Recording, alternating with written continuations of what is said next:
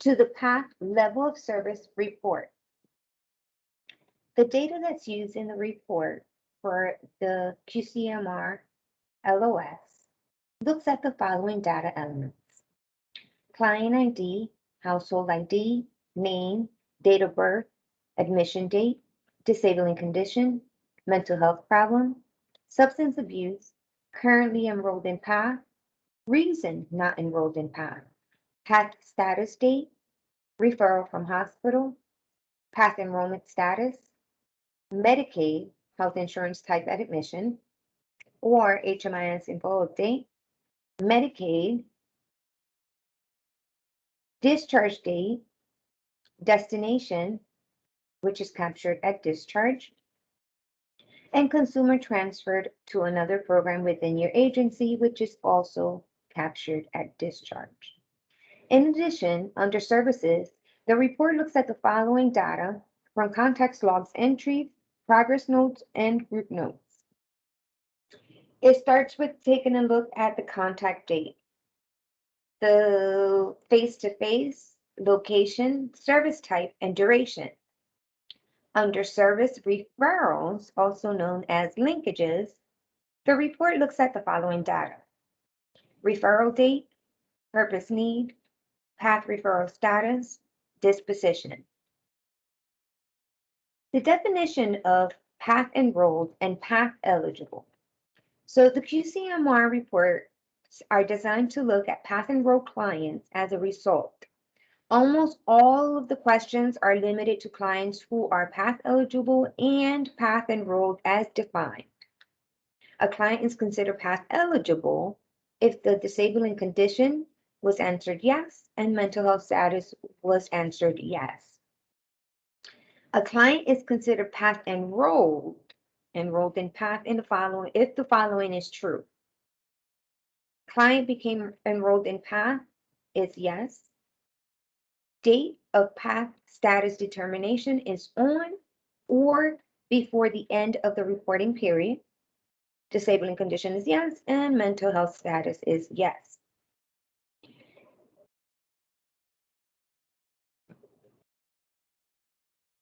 We're going to take a look at running a level of service report from the database. From the opening menu, you will click on Administration, Fiscal, and you will find the New Jersey PATH QCMRs. Upon clicking on that, you will have to select your project. So for today's training, we're going to use the training services only program.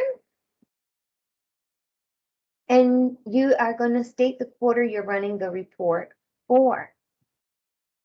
Below that, you have three options. The option for the level of service is the first listings. And before we select that, you have the option of selecting show individual detail. And by default, the sending awards message is selected. You will get a copy of this report in your messages. You also have a link for PATH QCMR reports information. It's going to detail what information is captured for each of the questions presented on the report. I will click on PATH QCMR level of service report. So while the report is generating, I would like to show you that I already have another tab open just to show you where the information, some of the information is captured. So you have your report header. The header of the level of service report contains information about the report and settings for which the report was generated. Specifically, to the top right corner, displays the report quarter, the reporting year selected when generating the report. And on the top left, the following information is listed. This information is captured at, and I'm going to use the second tab so I can save my report in the first one. This information is captured at program setup, agency program information, PATH information, where upon selecting your program, you will state leave a database into data entry and select the program year you are going to be entering the fiscal information for. Upon clicking continue, there is information to be completed, all the way down to USTF code. Upon completing this, you can click on Update. Once that information is saved, that information will populate information over here. So then you have the name of the agency. For us, because I'm using a training program, that is blank. For you, that information will display. You have the name of the program. The person completing form phone number is blank, so that if you need to print this out, that information can be manually entered. And the same thing for date submitted. Upon printing out, you have a space to manually enter the submission, the date that is submitted. Starting with question 1. Question 1 is taking a look at Medicaid family enrollment. This question looks at path enrolled clients who were active in the program on the last day of the reporting period. This question is broken down into 2 parts, A and B.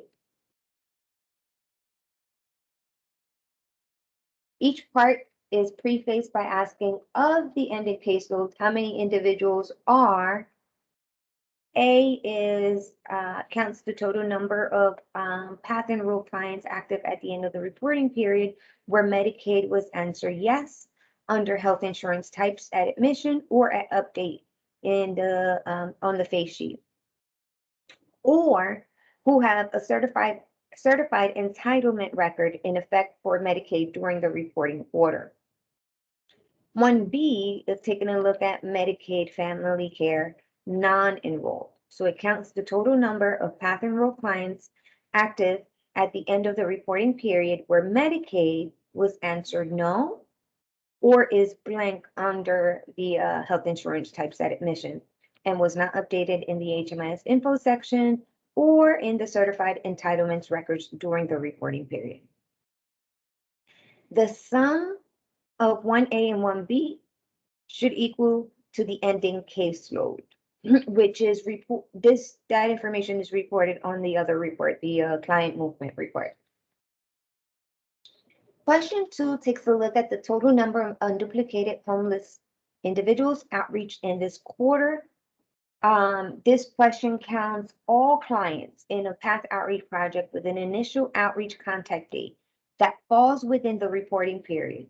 It pulls all clients in a path services project with an outreach service that falls within the reporting period. This question is designed to only count new outreach contacts. So path services clients with any outreach services recorded before the start date of the report should be excluded. In question 3, it takes a look at the total number of newly enrolled clients who are MICA, duly diagnosed. This question counts all path enrolled clients who were substance abuse at admission and alcohol abuse, or they have both alcohol abuse and drug abuse. And for those of you who don't know, MICA stands for mentally ill and chemically addicted. Question 4 takes a look at the number of face-to-face on-site contacts with enrolled clients. This question counts the number of contacts given to path enrolled clients, specifically the number of on-site face-to-face contacts that took place with path enrolled clients during the reporting quarter. On-site contacts are those where the location was set to this program site, as well as those where the no location selection was made. This question data is divided into 2 columns, reporting on a number of units, contacts calculated using the duration of each no. A duration of 15 continuous minutes is counted as a single unit. Each additional 15-minute period constitutes as another unit. Durations of less than 15 minutes are ignored. Individual counts the number of units meeting the relevant criteria from progress notes or contacts logs entry. And then for those of you who are keeping group notes, in group notes, it counts the number of units meeting the it counts the number of units meeting the relevant criteria from group notes, where the number of units is the duration in 15-minute increments, multiplied by the number of participants in attendance for that group. The duration of each note is used to calculate the number of units or contacts. Question 5 is taking a look at the number of face-to-face off-site contacts with enrolled clients. So in this question, it counts the number of contacts given to path enrolled clients, specifically the number of off-site face-to-face contacts that took place with path enrolled clients during the reporting quarter.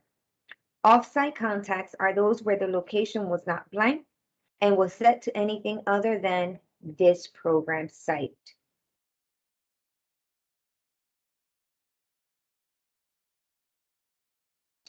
This question's data is divided into two columns. You have your individual and your group, just like number 4. And the individual side is going to count the number of units meeting the relevant criteria for progress notes and contacts logs entries. And then in progress, in the group notes, it counts the number of units meeting the relevant criteria from group notes, where the number of units is the duration in 15-minute increments multiplied by the number of participants in attendance for that group. The duration of each note is used to calculate the number of units or contacts.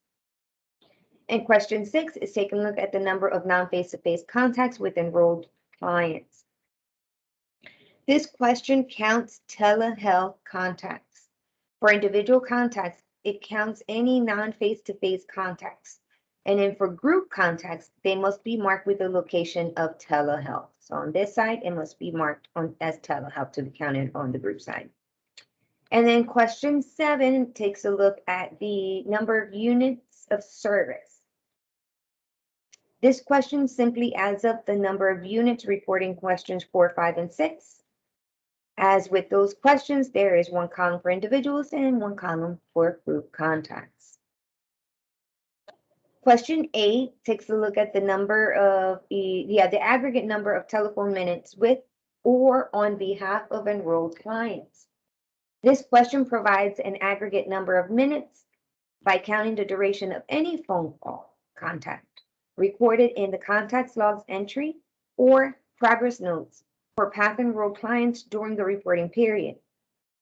On the supportive services checklist or on the contacts logs, only contacts with phone call selected as the service type and no other service types checked off are counted. In progress notes, only notes with the note type of collateral contact with phone call selected as the service types are counted. Number 9, or question 9, looks at the total number of face-to-face contacts and how many are provided to individuals who are, and then this question is split into 2 columns. You have your column A and your column B. A is taking a look at Medicaid family care enrolled. So this side is taking a look at the number of contacts counted in the individual column for questions 4 and 5 that involve clients counted in question 1A. And then B is counts the number of contacts counted in the individual column for questions 4 and 5 that involve clients counted in question 1B. Question 10 takes a look at the total number of group face-to-face contacts. How many are provided to individuals who are, and this question is also split into 2 columns. Your Medicaid family enrolled, which counts the number of contacts counted in the group column for questions 4 and 5 that involve clients counted in question 1A. And then B, the Medicaid family care non-enrolled, counts the number of contacts counted in the group column for questions 4 and 5 that involve clients counted in question 1B. Question 11 takes a look at the total number of non-face-to-face contacts. How many are provided to individuals who are, and like the previous questions, this one is also split into two columns. The Medicaid family care enrolled, it counts the number of contacts counted in the individual column for question 6 that involve clients counted in question 1A. Medicaid family care non-enrolled counts the number of contacts counted in the individual column for question 6 that involve clients counted in 1B. Question 12 takes a look at the total number of non-face-to-face group contacts and how many are provided to individuals who are, and this one is also split into two. The Medicaid family care enrolled counts the number of contacts counted in the group column for question 6 that involve clients counted in question 1A. And then B, Medicaid family care not enrolled counts the number of contacts counted in the group column for question 6 that involve clients counted in question 1B. Question 13 takes a look at the total number of enrolled clients linked to program services in the following areas. So this question looks at the service referrals that have been reported for PATH enrolled clients during the reporting period. Only referrals with a PATH referral outcome, value, or attained, or a disposition status set to accepted admission are counted.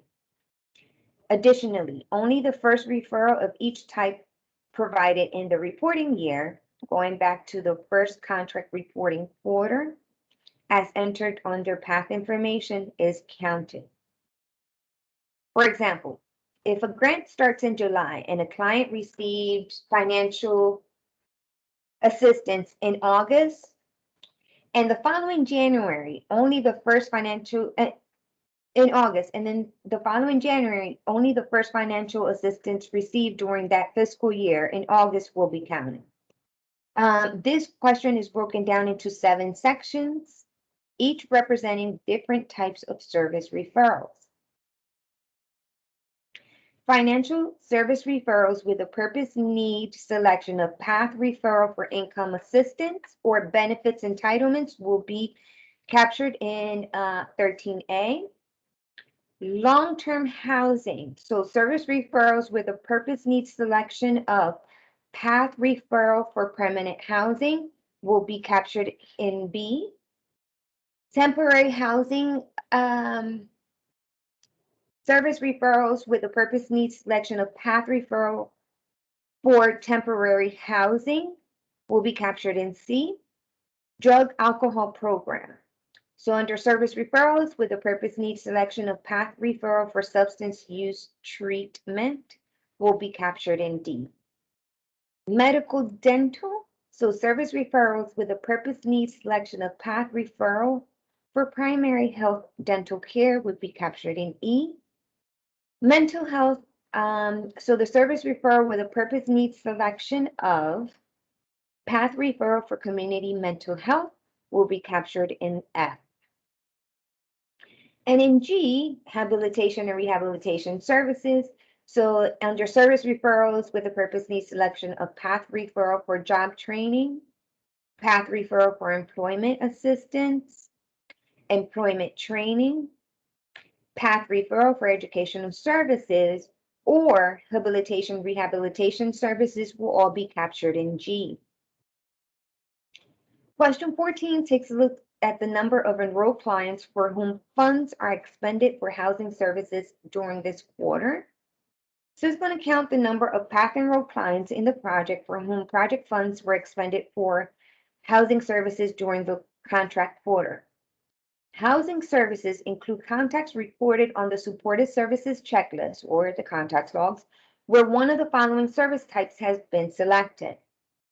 They all precede PATH. So the first one will be PATH housing minor renovation, PATH housing move-in assistance, PATH housing eligibility determination, PATH one-time rent for eviction prevention, PATH residential supportive services, and PATH security deposits will all be counted. Or any of those contact logs will be counted here.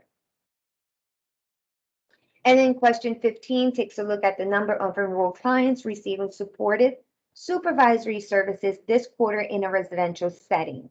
So this question counts the total number of path enrolled clients with contact log entries, progress notes, group notes, or a service plan data recorded during the reporting quarter where the service type is path residential supported services. At this time, we have covered the information captured on the report.